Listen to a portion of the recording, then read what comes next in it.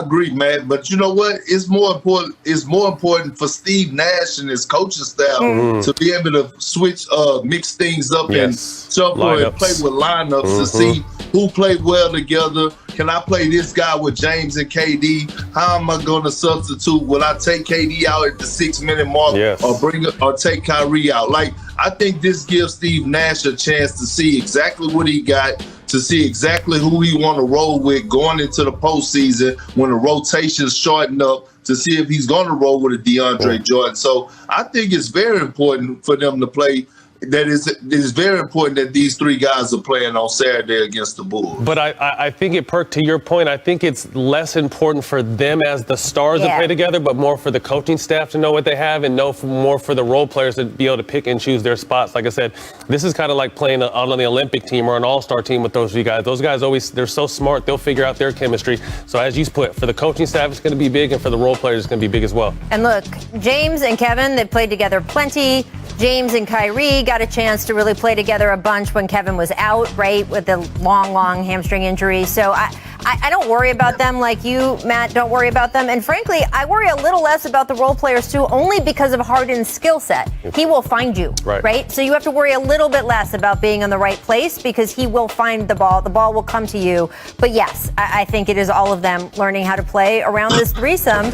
And, you know, we just showed you the bracket. If it doesn't work out the rest of that game over the weekend, they've got the first round because unlike the bottom of the West, the bottom of the East, while teams that, frankly, I think have had great, stretches in this post-All-Star break, I just think the Nets are going to be heavily favored in their first round matchup, so they will have a chance to play their way in there as well. Let's take a look at today's magic moment brought to you by Walt Disney World Resort. This is especially if you're a Suns fan. Devin Booker fouled, made 2 free throws with 2.4 seconds left to put his team up by a point. Blazers coach Terry Stotts challenged the ruling, but it was upheld, and that meant he didn't have the timeout later. Loss for Portland keeps them eligible for the play-in tournament. The race for the 5 seed in the West, intense. Here are the options. The Mavericks get the 5 seed if they win out, or if they win once and Portland loses. Or a win and 2 Lakers wins.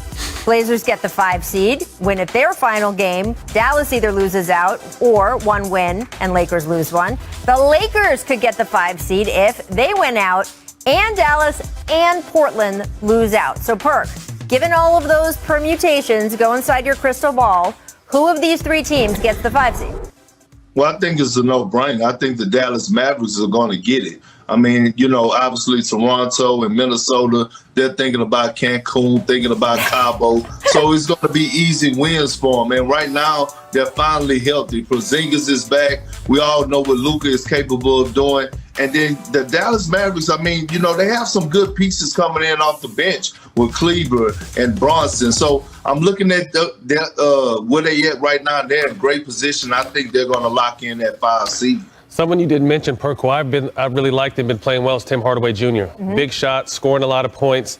But I agree. But the one catch game I think that Dallas might get caught slipping with is that Minnesota team, because the Minnesota team's been out of the playoff race for a long time, and they're a young team. So young teams don't know better, especially Anthony Edwards. He's going to have his foot on the gas the whole time. So that's going to be the catch game. I think Toronto's kind of already checked out. It's been a long, tough season for them, being displaced from home. So you got to watch that last game for Dallas. But I agree with you. I think the Dallas Mavericks will get the 5th seed. It's so interesting. Better for them to lose because they want to keep their pick. It's top 3 protected. But as you point out, they've had so much trouble all season.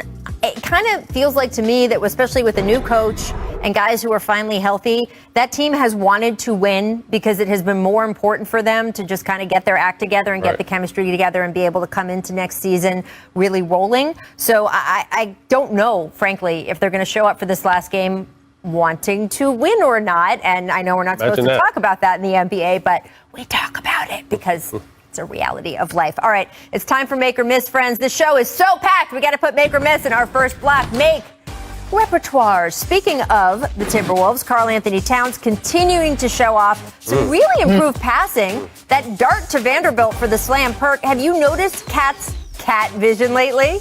I have. And you know what? KG told me a long time ago. He said, man, this guy is so skilled. People don't know his passing ability. And he's been dropping dimes. It's been flying under the radar, but he's dropped dimes. I really like Cat. I think he doesn't get enough credit because he played in Minnesota on a team that's been bad pretty much his whole career. But this is one of the most skilled bigs in the game. Can step out, can put the ball on the floor as you see, can pass, can post up. He doesn't really have a hole in his game, but I don't think he gets enough recognition because he's played in a bad situation. It's so interesting. We've been talking so much about Tim Duncan and Kevin Garnett because of the Hall of Fame this weekend. Perk, do you think if KG, who played in Minnesota all those years, ended up playing in Tim Duncan's spot, different? We'll talk about that later. All right. Matt just said, producer Steve's yelling at me, but as he should be, but Matt just said being lost in Minnesota made me think of Kevin Garnett. Udonis Haslem making his season debut last night, entered to a standing ovation, and then promptly got into it with Dwight Howard.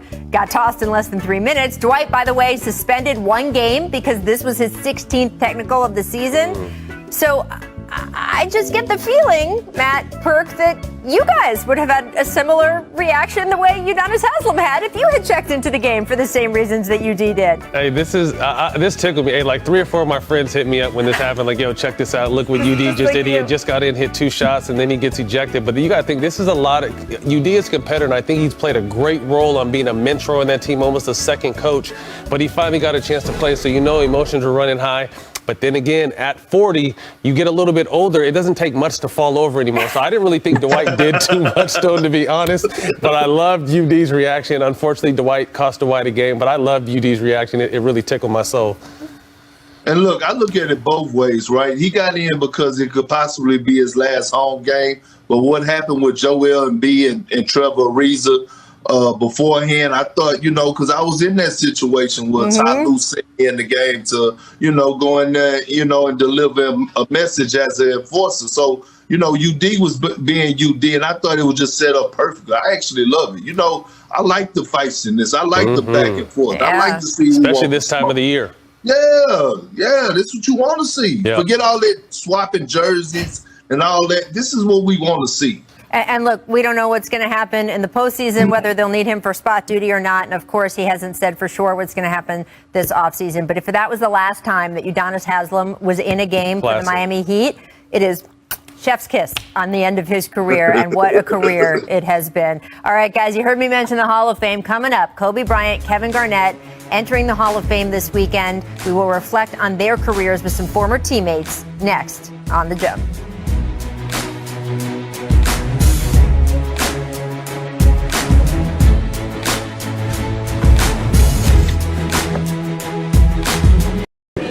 Well, that's cool. It's a great compliment. I just have to continue to be the best basketball player that I can possibly be.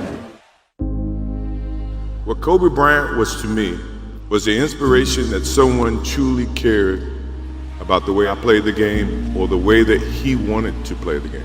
He wanted to know how, when I turn around on my jump shot, how to feel the defense. I told him you should feel the defense with your legs.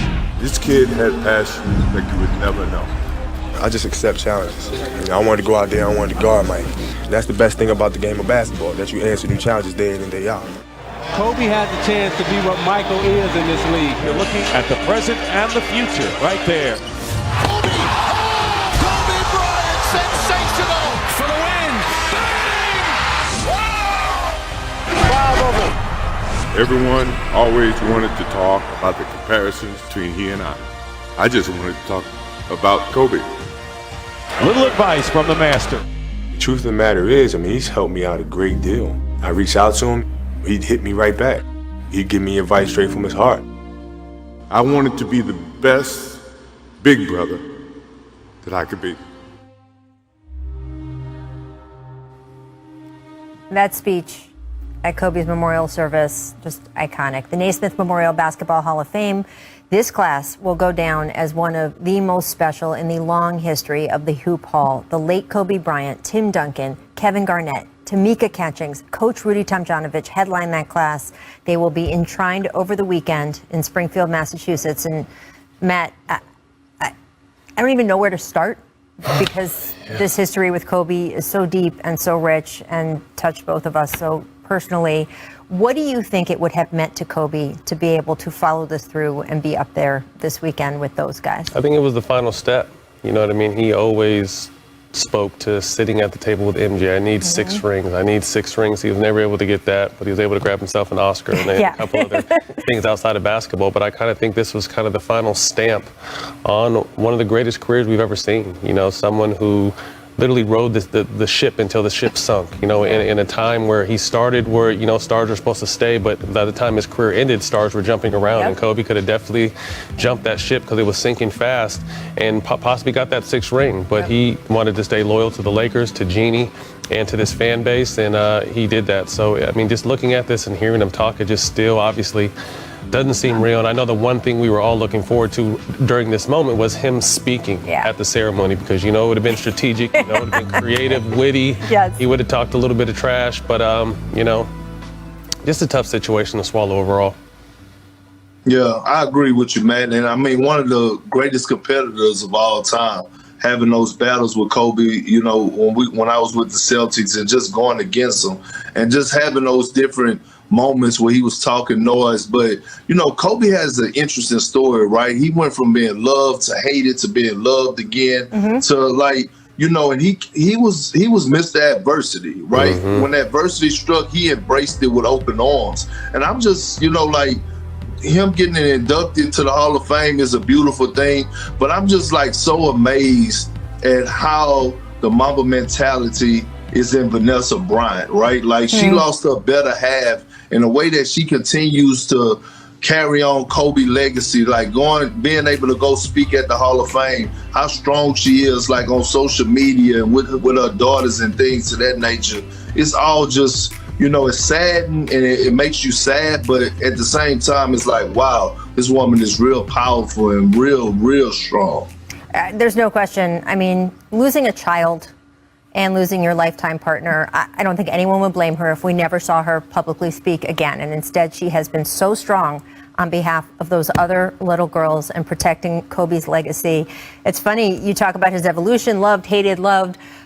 One of the things that I loved the most about Kobe was that he was never finished. He knew that nobody else was ever finished. He absolutely did things in his life that he wished he could take back or do differently. And he kept going and he kept changing and he kept trying to improve. And I think that was such a lesson, honestly, a life lesson to me as I watched him go through and do all of these things, especially after he retired.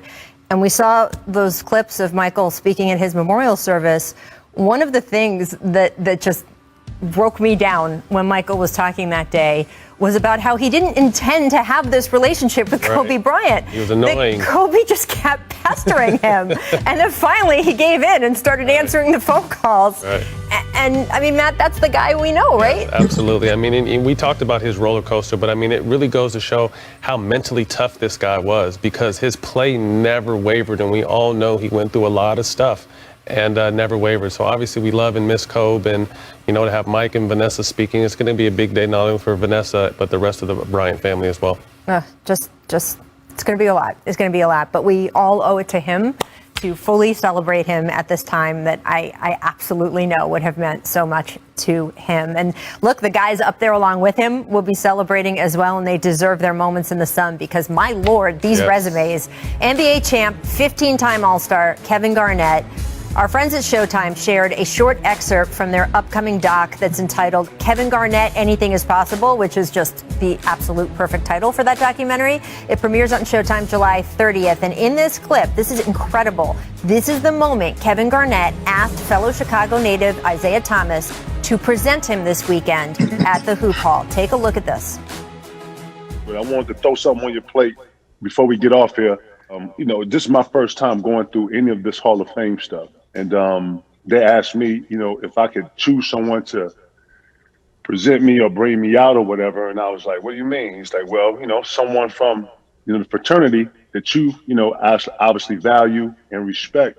And it's only right that I ask or pay homage to someone who I felt like helped me get to a point to where I can make a strong decision on my future when I was so young and so just, I wouldn't say naive, but I was full of dreams and hopes. And I like to think that you helped me come to that. So if you would consider, you know, possibly introducing me and bringing me out or whatever the process is, it'll be an honor. But I would love it if you would consider that on me, on some West Side. Nah, yeah, Yes. Twice across the heart, baby. You already know, baby. Absolutely. You already know. Yes. Just, again, where you came from, who you were then, and what you've grown up to be, you have fulfilled all of our dreams. Right. Everything, again, that we hoped that you could be. I would be honored to stand on the stage next to you and let the basketball world and the community just see Kevin Garnett. That's what's up. Zeke, I appreciate that, man. Just so cool. And I love that they got Isaiah there by saying, we want to ask you questions about the documentary, which they totally did, and asked him about his life story involved with Kevin, of course, both being from Chicago, but then they hit him with a phone call at the end. Pretty incredible. Perk, you and KG have remained very close friends. What does it mean to see your big brother get inducted into the Hall, especially seeing that clip and just seeing how much that lineage means to him, from Zeke to him and onward? Well, one thing, Rachel, is that KG means the world to me. I mean, when I talk about a big homie, a big brother, he's at the top. He's number one on my list for as my everyday, my ride or die. And when you think about KG, people see him on the court as this fierce competitor, this noise talker, but outside of basketball, he is one of the best individuals, most loyal individuals to be around that I've ever been around in my life. And it's just, it motivates me to even do better in life, knowing what he did on the court to prepare every single day to go out there and compete. Because a lot of people don't know the hard work that KG put in. It's only one thing that he didn't accomplish in his career, and that was getting the finals MVP. Everything else, he has all the accolades. To me, he's one of the most, if not the most skilled power forward to ever play the game. I think Anthony Davis is on his heels, but as of right now, he's cemented. And I'm just happy for my brother KG. Is well-deserving, great person, great basketball player, and I'd do anything in the world for him. I'm just happy that he's getting his just due. Absolutely. And KG is also one of the most selfless superstars. When you hear other coaches and players talk about him, he was the one that did a lot of the sacrificing, on that Boston team. So selfless superstar. I got a chance to obviously compete against him, but really know him after basketball. And that's what I really appreciate, is getting a chance to know people. Obviously having him on our show for All-Star in Chicago, his energy, the way he told stories, incredible. He has a new show coming out where he came and redecorated my kids' game room and hung out with the twins. So just a great, like Perk said, great, loyal human being. Outside of all the energy he was as a competitor, he still has that energy off the court, but now it's just filled with love and advice and game and wisdom. So tremendous honor. I mean, watching that little doc piece with Isaiah, I mean, it's kind of a teary day. I mean, obviously the Kobe situation and stuff, but it's just beautiful to see life. You know what I mean? We got to celebrate life. And obviously hats off to everyone going into this Hall of Fame class. Tim, we get to see him. We'll talk a little bit later, but, rest in peace to Cope. Congratulations to KG, Tamika, Rudy Tom, and everyone else. This is just a beautiful time, man, because I think if anything, this pandemic has shown us that tomorrow is not promised. So it's important to, celebrate each other while we can. Amen. And on that note, we are far from done with our class of 2020 Hall of Fame. He was the ultimate example of all-time greatness wrapped, and some might even say hidden, by humility. You take his greatness for granted because he does it on such a consistent basis. But to all true fans of the game, everything about him shouts Hall of Fame. 2-time league MVP, 15-time All-Star, 3-time Finals MVP, 5-time champion. San Antonio is back on top once again. And all of it accomplished with such dignity, such class, without fanfare or flash. Duncan, a three-pointer, puts it out, it's good! A leader by example, a selfless teammate, a gentleman, and we may never see his like again. And now joining us, the 5-time NBA champ, 3-time Finals MVP, 15-time All-Star, 2-time regular season MVP, and now you can add Hall of Famer to those accomplishments. To call that an elite resume is an understatement. Tim Duncan, welcome to The Jump. We're so happy to have you. Thanks for having me. Love it. I mean, congrats on the induction. What does it mean to you? it's the culmination of a lot of years and a lot of hard work, a lot of wonderful people, and just an amazing journey. And it's great to be here. It's crazy. You have these this is your life moments, all these people from your past gathering this weekend, and you're being presented by your former teammate, fellow Hall of Famer, David Robinson. What did you tell him he could or couldn't put in his speech, and what were the biggest lessons you picked up from him early in your career? Biggest lesson? I don't know if there's even a biggest lesson. I was just honored to kind of be around him. People always ask me about what did he teach you? What stories did he tell you? And I was like, David isn't one that would do that with me. He just being around him, seeing how he was as a pro, as a father. Those were most of my lessons came from him. Anything for the speech you want him to stay away from or put in there? Are you giving him any guidance or just letting him go? No, David wings it. You know he does. He's such a great speaker, and I don't even know what he will or say. But no parameters on anything he wants to say. He'll be great. His speech will probably be better than mine. So. Oh well, I don't know. But if he does review all your game day fashion choices in the speech, I'm not going to be upset. I'm just going to say that. You did play for Greg Popovich for your entire career. Most players and coaches don't get that much time together. How did your relationship with Pop contribute to your success and evolve over your time together? Tremendously. To be with someone that long and to have that honor. I think we both evolved together. We were learning on the fly. He obviously a lot more years in coaching, but as he adjusted to the different teams we had, the way basketball was played differently over the years, me getting older, our teams getting older, the changing the guard early on from David and the Averys and the Vinnie Johnsons, to the Manu and Tony and Tim era, and it just he was always evolving, always changing, always trying to find a way to keep us ahead of the game, and just an honor to be on that ride with him.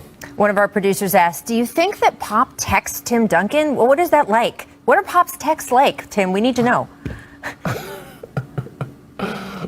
Pop texts me all the time. He's in the last couple years, he's actually gotten on board with it. Before that, he didn't want to have a phone. He didn't want people being in touch with him or anything. But yeah, he'll reach out every once in a while. He'll text me. I'll just check in on him every once in a while, and he'll respond in pretty short form.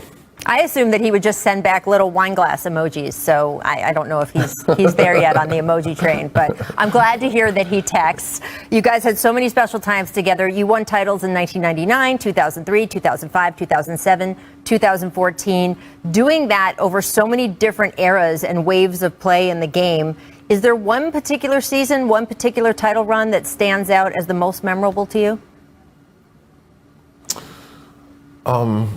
Yeah, I've been asked it a couple times, and each one of them was so special in kind of a different way. The first one, such a shock because it just kind of, it's so early on in my career, right. and yeah, I'm kind of looking around like not knowing what's going on and just kind of playing off pure instinct.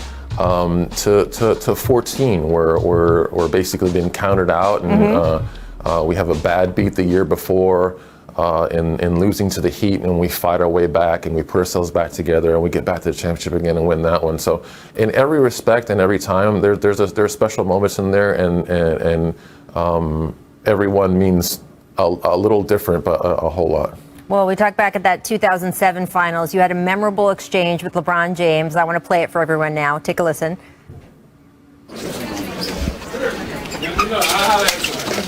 Great job, man. Good job. Hey, man, I love how you're on 15 this minute. Stay that way, man. Stay that way. We're going to drive these guys. This is going to be your league in a little while. But I appreciate you giving us this year. That was, of course, after the final game. You said, this is going to be your league, but I appreciate you giving us a year. What was that moment like? You could just tell what he was going to be and who he was going to be, and that he was going to be such a dominant player for such a long time. And it was great playing him so early and again late in my career, and just watching his trajectory of his career. You just see it coming. but playing against a young LeBron and an older LeBron, two different players, two totally different players, and it was fun to watch and be a part of. Yeah, I think that's so interesting, and only the guys who played against him, both at the beginning and now toward the latter part of his career, can qualify it. We haven't seen a player like Michael Jordan or Kareem or someone of that level change his game as much as it seems like LeBron has changed his. Would you say that's right? Absolutely, and evolving, changing with the game, being in amazing shape the entire time. Like he continues to work in his body, stay healthy. Obviously, he's had some problems of late, but to stay on the top of the league for this long and to perform the way he has is absolutely amazing.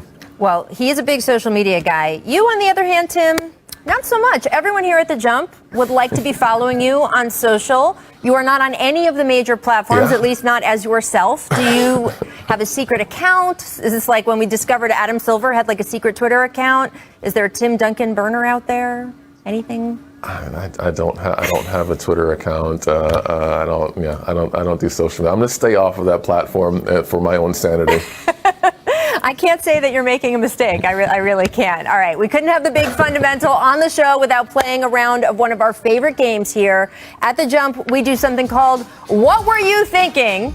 Tim Duncan, we are going to bring up some career highlights. You just tell us what was going through your mind at the time. So, what were you thinking, Tim, when you dropped 21, 20 rebounds, 10 assists, and 8 blocks in that finals clincher against the Nets in 2003? Because that was a performance. What was I thinking? Luckily, I wasn't. It was just such a moment where just come that far, and it's just you're just trying to get it done and trying to get over the hump there, and it was such a fun night, and I ended the game, and Tom James, my PR guy, kind of shows me the stats, and I was like, "Oh wow! I didn't know. I didn't realize I was that close to a quad double." And so I was just kind of playing in the moment. Well, I see you looking down at the iPad because we've got the highlights for you. So take a look now. What were you thinking, Tim Duncan, when your teammates Tony Parker and Manu Ginobili pranked you, set you up to sit on a cup on the bench in 2013? Here we go. Oh, this is. You kind of look like you knew what it was. Yeah, well, we've been going back and forth with this all year long. So I had gotten him a couple times. He'd gotten me a couple times. Obviously, Tony in there as well.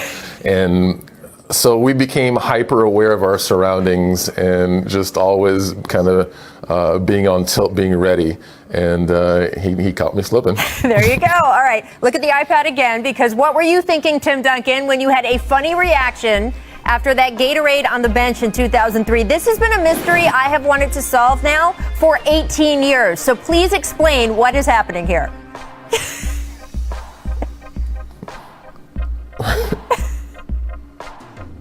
You look like the Gatorade why did I drink you. it again? I don't know. I swear to God, I have seen this clip 20 times, and I need to know what's in there. You're like, flavor I obviously issue? didn't know then either. I didn't know what was in it then. I'm sure that there was some kind of supplement in it or something that either it wasn't mine or it was